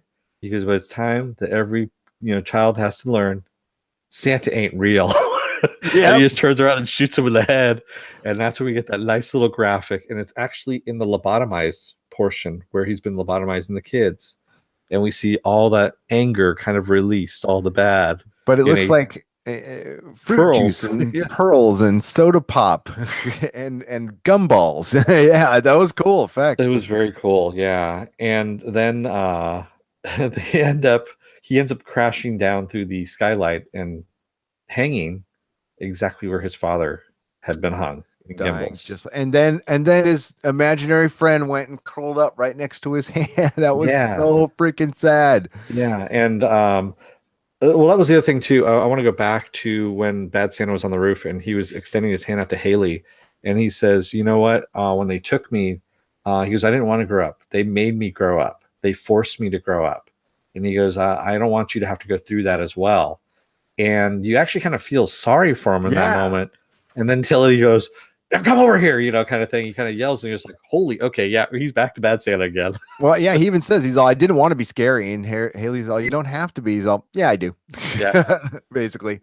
But the most emotional scene that Catherine was talking about was when Haley is backing up, when you think she falls, she's backing up on the roof, and you just think Santa's going to come and get her. You're just waiting for Santa to come and get her, and then it's Nick, and he didn't know what it was. He just put his gun out, and then you see Nick sees Haley for the first time, and that was a good scene. That was kind of got to me. I was like, oh, that's a good scene right there. That was well done. And it just for a show like this to like still get plucked the emotional strings is a pretty amazing and rare, very rare. And so also, when a person dies, their imaginary friend is supposed to die, right? How is the glove still alive? That's exactly what I was thinking, Dennis. And actually, a few of our commenters had said that as well. They were bringing that up as well. No, I don't think he's dead. And Joseph, we actually heard from the Very Bad Santa a little earlier in this podcast, and he doesn't think he's dead either. Exactly. No, he's coming back. He's too good of a character. Plus Brian Taylor loves the guy. Cast him in a bunch of stuff. Yeah, I remember him now in Crank and Gamer and all that. When he said he was in there, I was like, oh yeah, okay, now I know who you are. By the way, our friend Catherine LeFrere, who was just on, she's voiced characters in Grand Theft Auto. Yes. She also did the motion capture for it too. She did? Yeah. That's awesome. Yeah. That'll impress my kids. So finally we have Nick. He brings Haley downstairs, hands her off to Amanda, and that's when he has the big one. Yeah, and if you don't want to hear a spoiler from the comic, that's kind of how the comic book ends. That they kind of end it where the comic book ends. Somewhat. But so Nick is basically saying to Happy, because Happy's like, oh, you deserve the rest. Go ahead and sleep this one off. And Nick says, like, nope, this is the big goodbye. And, I'm out of here, kind of thing. And he says thank you to Mary. And that's it. And he says, cue the music. Fade to black. Yeah. And then we come back to a gravesite. Mary standing over a grave. And we have Nick show up on crutches. And we find out his heart stopped for 8 minutes. 8 minutes. Yeah. Yeah. And now this would have never made it in the comic. And I can't believe Grant Morrison wrote this, but Nick said Meredith was his hero. I'm like, oh wow, Grant Morrison going soft on us right now. But you could tell they tagged that in. By the way, the way the character arced out, I liked her. That's what you're supposed to do. You're supposed to like her by the end here. Yep. And so I can see how that worked into it. Do you think they'll have her back in season 2? Yeah, I definitely think she's going to be she's a series regular. So yeah, I definitely she'll be back. I think so. Now, well, he talked about leaving town, but good night, Viking bitch. I know it's late and she had to take off. It's midnight over there. Sorry, yeah, this one's going real late. We're gonna wrap this up late. So that they end it there. Nick Sachs says, "You're my hero." Then he has to go and he's gonna meet Haley. Yeah. Yeah, and he was saying, I don't know, take her to Coney Island. She says it's winter time. And go to Coney Island and get some ice cream. And Mary's like, it's winter. And he goes, I don't know. He goes, I'm just winging this. I don't know what to do. So they're gonna go to a movie, and we see Haley back at her place, and she's talking to Happy, and Happy is starting to fade, and it's because her childhood has ended pretty much, and she's growing up. And as he says, it's time for me to go on. And he goes, I go to where I'm needed, to, who I can help the most. And we see him fade out, which got to me, actually, this part. Yeah, that was sad. That was really sad. Her saying goodbye to Happy, and she got the little feather in her hand. And then we end the episode where we began the series, kind of, in a bathroom. Yeah, his bathroom. Nick talking to himself in the mirror. trying to psych himself out to seeing, just going to a movie with Haley, which probably had to be very hard. And guess who pops up? I wasn't surprised, but no, I wasn't either. And Happy was a little more sassier and foul-mouthed this time around too. Yeah. So I think Happy takes on the personalities a little bit of the people that he's attached to. How did he end it? He said you need some liquid courage or some booger sugar. He goes, oh, it looks like someone needs some liquid courage. Or maybe some booger sugar. Maybe some booger sugar. Yeah. Jody, yes, this does mean now that Happy is Nick's imaginary friend, because as he puts it, Nick needed some help. In his darkest hour. Yep, in his darkest hour. And it was at the very, very end, at the end of the credits. Yes, booger sugar is cocaine, by the way, Rubber Brain. It is. Oh yeah, sorry, booger sugar is cocaine. And liquid courage is alcohol. I wouldn't know anything about that at all. And at the very end of the credits, we see Blue in his prison jumpsuit. He's getting a visitation. I almost missed this part, dude, because I had to prep for this, and I didn't think they would do a stinger. I don't know what the hell I was thinking, and I walked away for a second. But yeah, I just let it go, and I was like, you know what? I'm just gonna wait until it goes to the next thing, and I'm just gonna let it go. And so Blue ends up coming out, and it's Mikey, because remember, we haven't seen what the hell happened to Mikey at this point. And Mikey is sitting there on the other side of the glass, just kind of looking at him, and he says, "Blue," and Blue is like, okay, Mikey, do you have what, did you deliver? Have you come to deliver what I've asked for? And Mikey leans in close to the glass. Blue leans up and he just kind of breathes out into the glass. And that's when we get all the flashes of what Mikey had seen, which is some girl covered in blood, the Dawn whispering in Mikey's ear, just all these flashes of weird stuff. And then we see Mikey collapse. He just falls over, which I guess whatever was in him has left and now entered Blue, because Blue starts contorting and kind of screaming a little bit. And he stands up and he stretches, and the guard asks him, "Are you okay, Mr. Scaramucci?" And takes off his glasses. Yep. And says, "I'm hungry."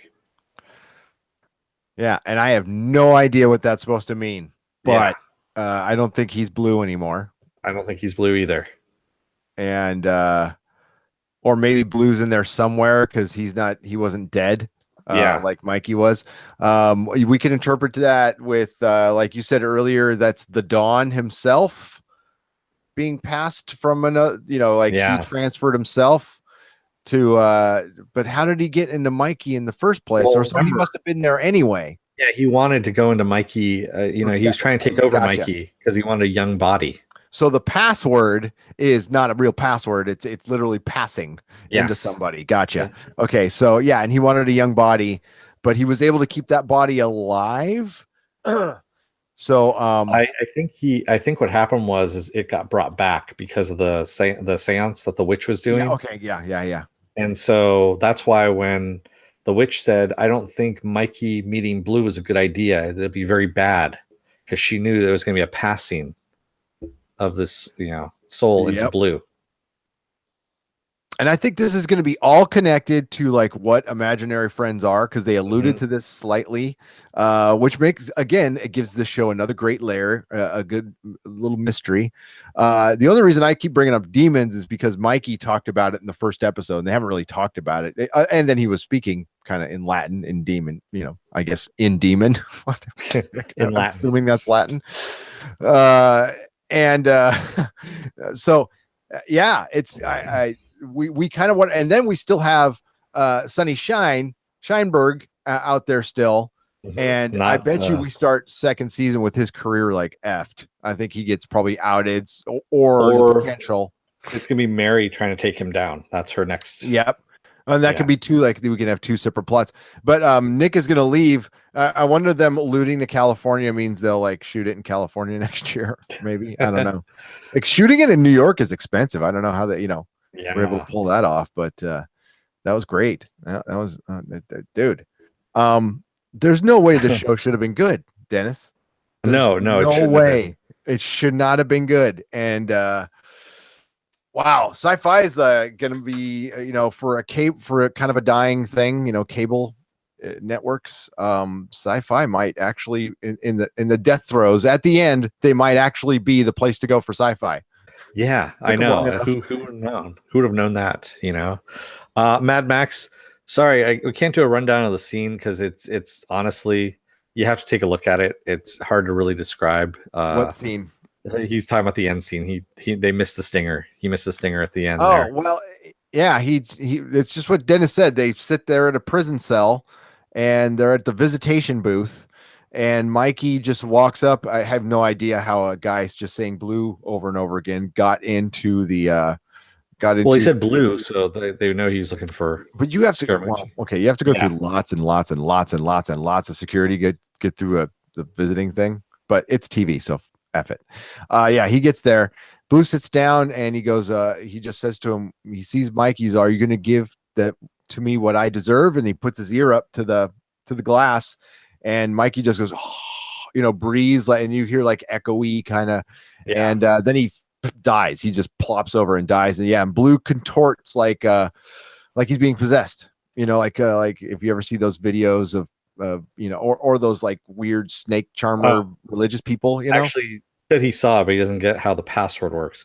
The password isn't really a password. It's just a passing, if you will, of someone, a soul going into someone else. And that's how you do it. You get someone's ear to come over. So you need an orifice, if you will, for that soul to go into. So if you instead of like having a password for your computer, it's literally just it's passing. The word is passing or whatever, or it's just a very loose usage of just I'm going to possess you now. So exactly. So if you just and he didn't whisper a word or anything. Yeah, he just blew in Blue's ear. In Mandrid, they never did explain what the children were going to be used for, and that was left up to. They might explain that later on. Who knows? But yeah, we don't know.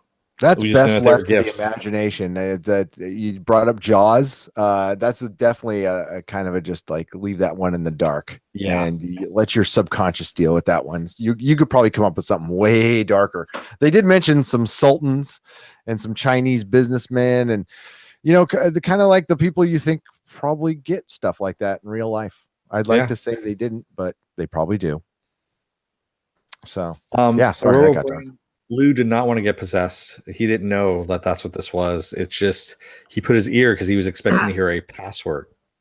So I don't think Blue knew the level of evil they were dealing with here. Yeah.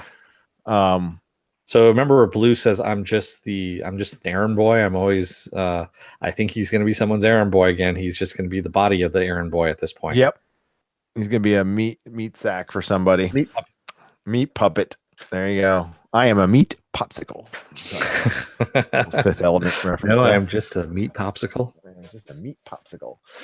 Mandrid says, Happy's not the only show I found that sci-fi has put a lot of work into. There's that Creepypasta miniseries that comes out next Wednesday. Creepypasta! Yes. That is... now I'm just blanking on it. Oh my God, Channel Zero. Thank you, Blaze 8. The Channel Zero series. I like the first season. The second season didn't do anything for me, and the third season is about cannibalism, which isn't my cup of tea. So I that one. Yeah. Excuse me. You're right about sci-fi. It's not the only thing. They have The Expanse for one. That's their number one show. I like Z Nation. And Krypton is coming up in March. So, and that's what we're going to be covering. Dennis likes Z Nation, and 12 Monkeys was on there too. 12 Monkeys, it was awesome. 12 Monkeys was awesome sci-fi, and I even like Blood Drive. Blood Drive was just nuts, and it didn't get a second season, but the first season is just out of this weird stuff. They're really taking chances with stuff we like. Yeah. So, which is getting kind of rare. Like Stars was starting to do that, but they got weird and started canceling stuff. So. I think like everything, I think Ash vs. Evil Dead would be very at home on sci-fi. Yeah. It's kind of weird considering this is NBC. I mean, this NBC Universal that owns this. They got more money. They're putting out a lot of like interesting stuff now. They're not sitting on it anymore. Well, this is where where TV's going. If you want to, if you want people doing podcast, like Catherine said, you want people sitting there talking and pumping up your show. We're a big freaking commercial for Happy. We're not getting to millions of people, but we're talking to you, fine people, and maybe you like it as well, and then you tell your friends, and you tell two friends, and so on and so on. But and it's like they don't have to pay for this crap anymore. If they just put out good stuff, we'll talk about it.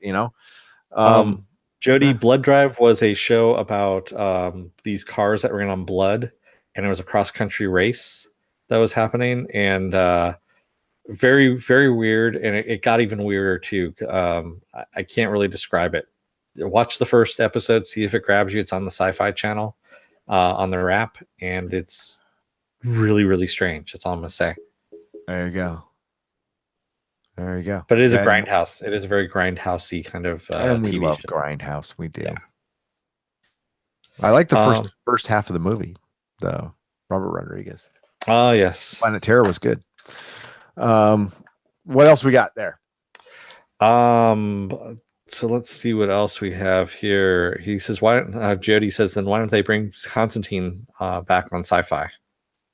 That's a good question. I think they're going to save that for the DC streaming service. All this, they just announced a Metropolis TV show for the DC streaming service, which I will have plenty to say on Friday about that. Superman without the Superman. Yes, stupid as hell. I knew you would love it. Stupid as hell. I love peripheral superhero. Yeah, Jody says Nick needs lots of help, professional help, especially with all the crap he's seen. Yes. Just the baby in the microwave. Forget everything after that. I think the people who made this show need professional help. I think Grant Morrison needs to talk to somebody. But I don't know. Maybe we're getting jaded, but I didn't find the show. It has disturbing moments, but I've seen more disturbing than this. You want to see a disturbing movie? That's just, it's not even like gross, but it's just effing disturbing. Like you walk away from it feeling like your soul got darkened a little bit. It's called The Forbidden Zone, and it's by Richard Elfman. It's Danny Elfman's brother, and it's basically the reason Oingo Boingo exists. So it has the Mystic Knights of Oingo Boingo in it. It's a black and white movie, and it's about Alice in Wonderland in a septic tank, and it is the weirdest effing thing you will ever see. I'm a huge Oingo Boingo fan, and we got Danny Elfman doing Minnie the Moocher, which is just freaking brilliant in that. But you have to get through this, just the dark. It's got Hervé Villechaize, okay, so Tattoo from Fantasy Island, and if you want find me something weirder than this. And it came out in the 80s. Yeah, it's called The Forbidden Zone. If you can find it, okay, don't say I didn't warn you. It's again, there's nothing that dark that's happened in it. It's just really a disturbed mind made that movie. So we're gonna cut this one, since we've been running for so long, and we're gonna talk more on Friday, definitely, because we've got lots to talk about on Friday. Lots and lots and lots of stuff to talk about on Friday. Oh yeah, and that's going to be a long one too. Our last couple Fridays have been kind of short, so get in a comfortable chair and join us. Tomorrow night we'll be doing X-Files. Yes, we're gonna push X-Files. I hate to do that. I really hate to do that, but it's so late right now. So we're gonna push that to tomorrow. But we had an awesome night tonight. Catherine LeFrere. We had Joseph Reitman on there, which was a surprise that we weren't expecting him to be on there. We knew he was coming over to Catherine's house to watch the episode, but we didn't expect him to come on, which was super cool. That was cool. And Catherine has been so cool. She's actually a fan of the show, and she follows us on Twitter. So guys, support everything she does if you want, and it's so weird. I don't know. I don't want to bore you guys with this stuff, but when we started the podcast, we just didn't see this kind of stuff happen. Yeah. We just thought we'd be talking to like 10 people and we're good. Yeah, we're just doing this for fun. Really just doing this for fun. And this has become a lot bigger than we expected. Yeah, And it's thanks to you guys. You guys are so supportive, and I like the regular group we're getting now in the chat, you know, and into the new people. You're always welcome. You know, you ask a question. We try to get to everybody. I know, and we have a solid group of people here, of friends. You know, Exactly. It's like hanging out every night, and yeah, I love it. I love it. I can't wait to. You know, someday we'll do like a hangout where we can all just talk to each other. I'm working on that one, the parameters on that one. So I think that'd be fun. Like once a month or something like that. So yeah, Dennis, fun night. I know you got to get up early. I don't have to work tomorrow. So yeah, you don't. And at Ghost World, yeah, we know we're talking just 11 people now that the majority of people have left. But still, that's fine. I mean, we're still talking to 11 people, which is cool. I mean, that's better than just us talking to each other. Oh yeah, what it was for many years. Yeah, and we were totally happy with that. But no, it's all good, Ghost World. We'll get some views, and I'll probably have to split this one into like another video or something. Yeah, I think the recap part. But yeah, no, it was fun. It was like I said, I've never done this before, and it was fun to have somebody on. And thanks for hanging out, Ghost World. Yeah, and Mad Max and Jody, Blaze 8, Viking Bitch, I know you're gone, Mandrid Hugh, just to name a few, and Eric Barley we had on there earlier. There's a way, RoboBrain 10,000 for asking some questions. Thank you guys all for coming in, asking questions, and sticking around for us doing the recap as well. A couple of hours, 2 hours, and bam, congratulations. Yes. Please contact me. You can contact me at Twitter at Nerdrotics, or through our Facebook page, facebook.com/Nerdrotic Podcast, or go to the About section on the Nerdrotic channel and click on my email there. You know the drill, guys. All of our links will be in the description below. And Dennis has a Twitter. It's at DeForce, DAFORCE. Mine is at Nerdrotics, like I just said. And Dennis, take us out. Don't let the door hit your ass on the way out, America and the rest of the world. May the small folks sing songs of your greatness, especially you, Catherine LeFrere. We love you. Thank you so much. Thank you, Catherine and Joseph. Night. Night.